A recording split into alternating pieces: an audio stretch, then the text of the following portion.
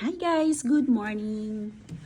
Ayan guys, ito yung natin view dito sa may likod guys. Ayan, update natin. Time check now is what time na ba tayo? Wait lang.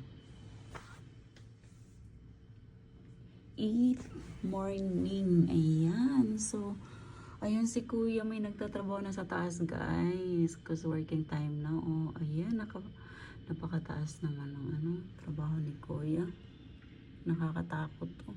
Kasi guys, nalulula ako. Ito yung ko yung problema sa akin. Takot ako sa matataas. Kasi masyado kasi tayong advance mag-isip, 'di ba? So, dapat lang talaga always advance. Pero, in a good way guys ha.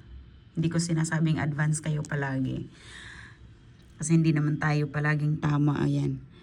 So, ito yung view namin dito banda sa may likod guys. So, wala kang makikita kundi yung swimming pool sa kabila.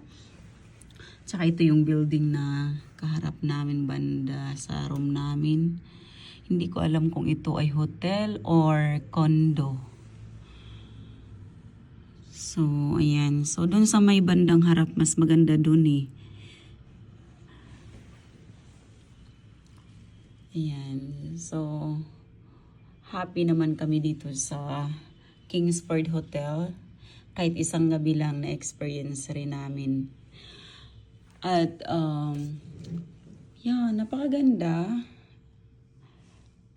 So, ayan o, tulog na tulog ang aming Nika. Ang sarap ng tulog niya dyan. Kasi kagabi, nag-swimming yan siya nang walang swimwear. Naka-underwear lang at hindi kami nakapag-ready. Walang ready na pangsuot na pangligo.